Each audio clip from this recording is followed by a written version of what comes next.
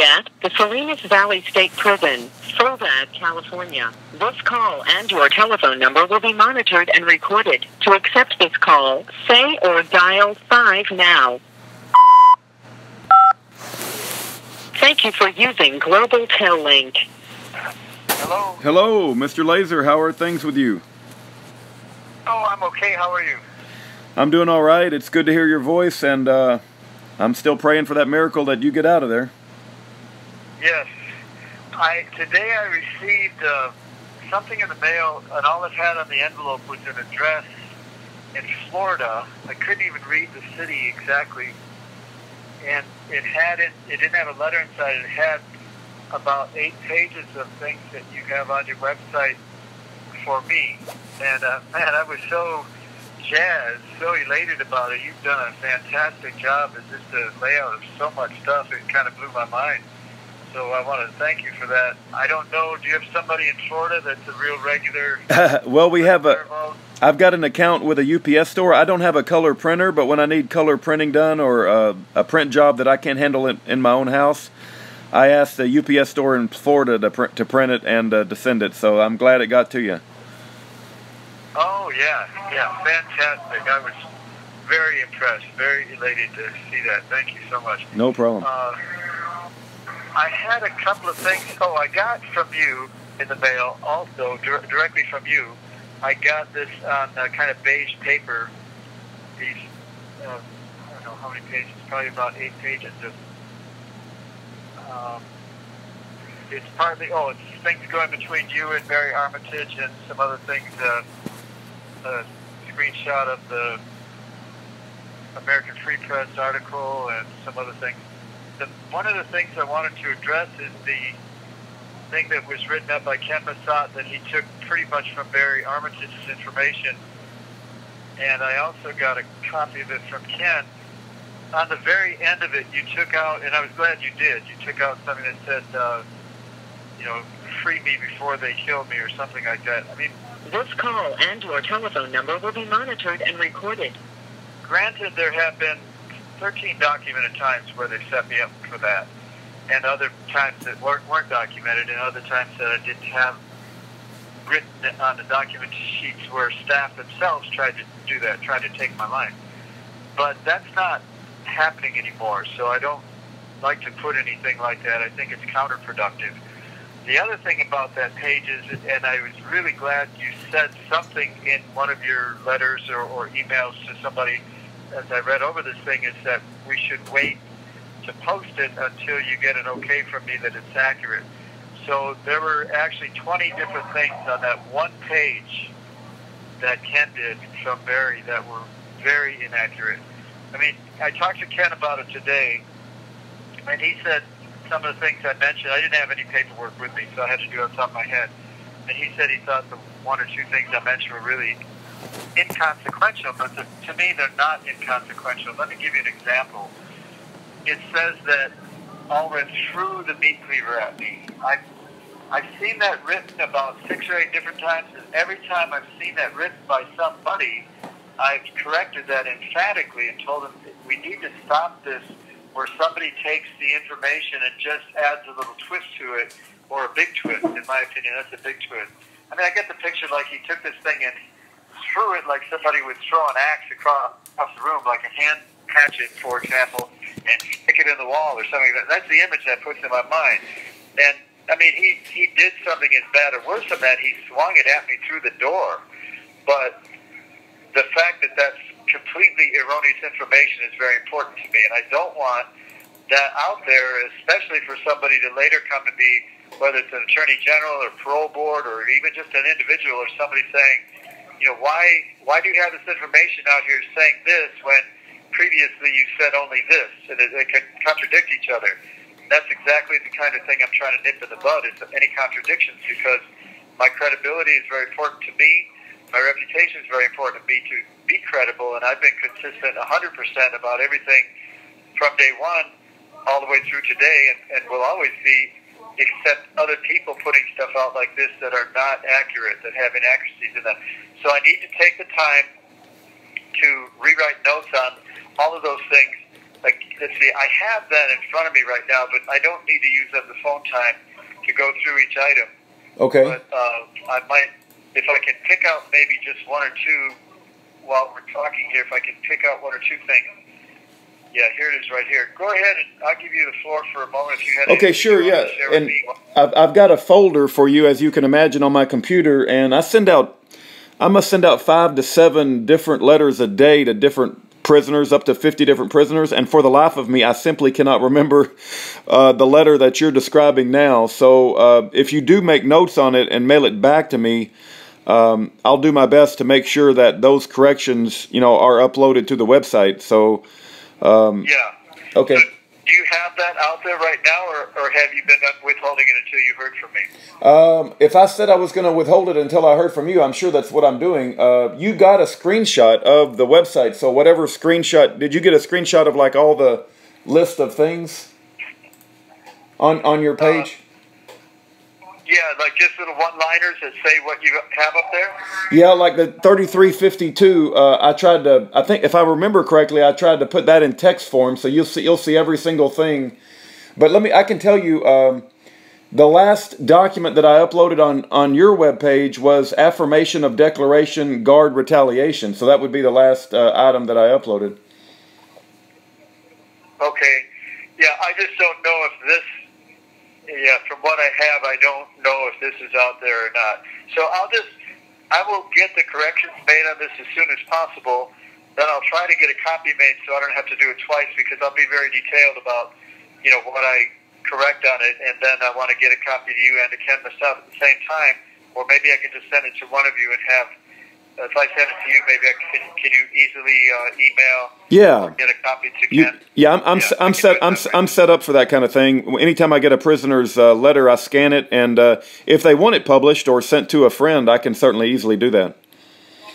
Yeah, let's do it that way. Then that way I don't have to waste a few extra days trying to get a copy of the thing, and I just don't have the time to do something like that twice. I'm just overwhelmed with so much paperwork. Yeah. Today, finally, they needed the match. I've been by myself in the cell for months and months, which is great, not being double celled with somebody else. But today they needed the mattress off my top bunk, so it forced me, which is great, it forced me to pull down all the paperwork, piles and piles and piles and piles I had up on the upper bunk on top of that mattress. And in doing so, I just ran into literally scores of things, 30, 40, 80, 100, 120 things that were so, important, top priority, like this is today's top priority, that never got done. I mean, for days, weeks, months, a year and a half going back, and all that stuff's still important. I'm trying to get my freedom with these things, and it's just overwhelming beyond anything anybody could imagine. Yeah. So, yeah, I'll get to this one, though, as quick as I possibly can, hopefully today or tomorrow. Maybe I'll finish it by tomorrow, or no, not tomorrow. Probably finish it, through the weekend sometime. And get that off to you maybe in Sunday night's mail. Okay, and just to be clear, when I do receive it from you, you're saying because it'll have your notes and corrections that will be okay to post on the webpage? Yes. Okay. Well, it depends. If you have this paper out there, if you don't have this paper out there, it would probably be best just to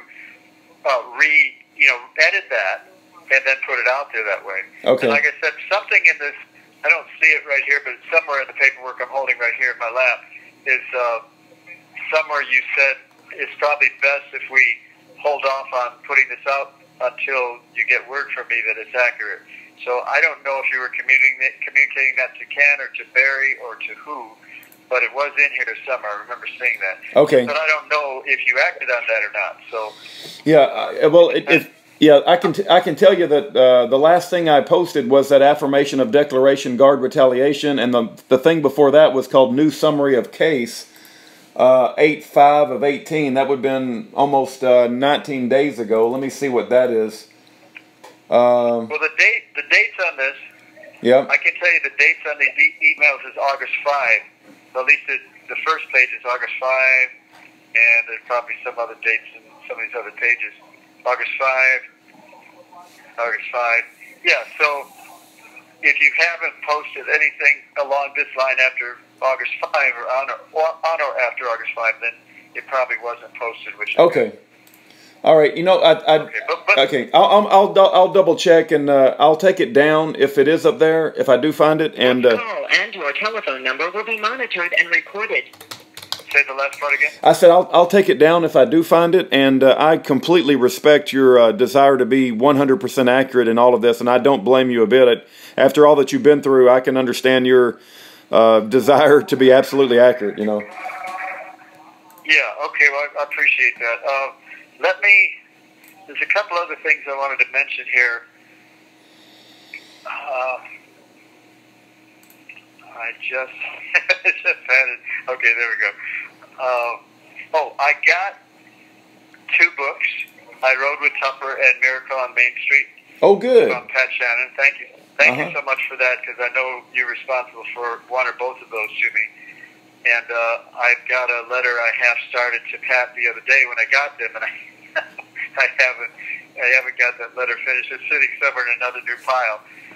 I wanted to talk too about. We're going to run out of time here pretty quick, and I may have to wrap up this call even before we run out. So I wanted to talk next time, perhaps, primarily about the subject of confessionals, in the sense that it's become so clear to me more and more every time I encounter a situation having to do with the parole board, like if it's something I'm working on, or if it's in one of the groups here in the prison, these rehabilitative groups, these lifer groups, for example, where everything and everybody is about basically bowing down in a confession, that everything the parole board is demanding in order to give people their freedom is confession.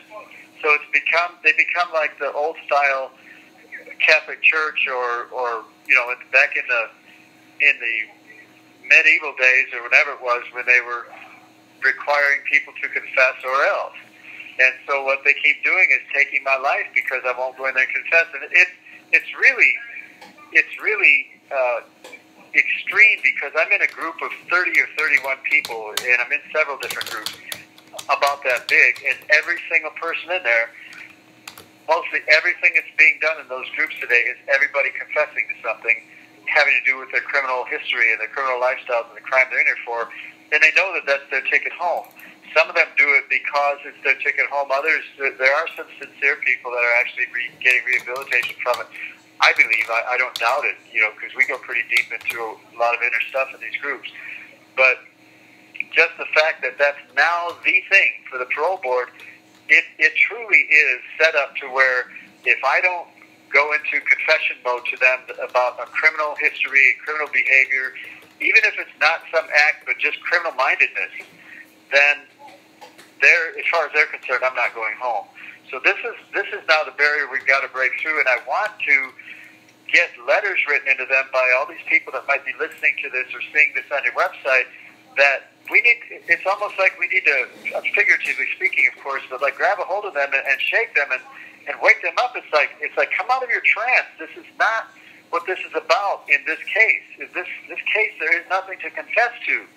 So quit making that the requirement in order for me to go home, because now you've flipped everything 180 degrees on its head. So the guy who is innocent of having done anything wrong, and the guy who was all his life on the street was the opposite, the most opposite of being criminal in any sense, is the guy who now cannot get relief and go home when everybody else can, because they were deeply involved in crime. It's just insane. I hope that's all. I think it's all clear. I think I've painted a pretty good picture there, have I? No, you absolutely have. And I mean, yeah, absolutely. That's what it's all about. And I will be going into court on that, probably on tort lawsuits and on habeas corpuses, but I'm just so buried, and I have this, what's called legal abuse syndrome. I think I've mentioned. You have 60 seconds remaining. Yes, where I've been so abused by the court system and CDC system on complaints and grievances and appeals and such, that it's like you get this barrier set up where you cannot push through this spiritual, mental, emotional barrier to do this. And so I understand. That's where I am. I understand. I did find a 51-page document called "The True Facts the Jury Never Knew." Did I mail you that? And do you think that's a good document to post, or is that one of the documents that has errors in it? How many pages? How many pages? It's 51 pages. It's called "The True Facts the Jury Never Knew." I'm sure it is because I'm sure I composed that. Okay. I'm sure I composed that. So that would be absolutely accurate. I'd like to see like the first 2 pages of that so I can make sure that I know what it is. But yes, that heading, I recall that heading is definitely one of the key things I would love to put out there. Okay, and I'll look for your letter. I'll look for your letter for the other one. Yeah. Oh, I hated that. It hung up before he got a chance to finish his thought. I hate it when it cuts us off like that and we don't get a chance to end properly.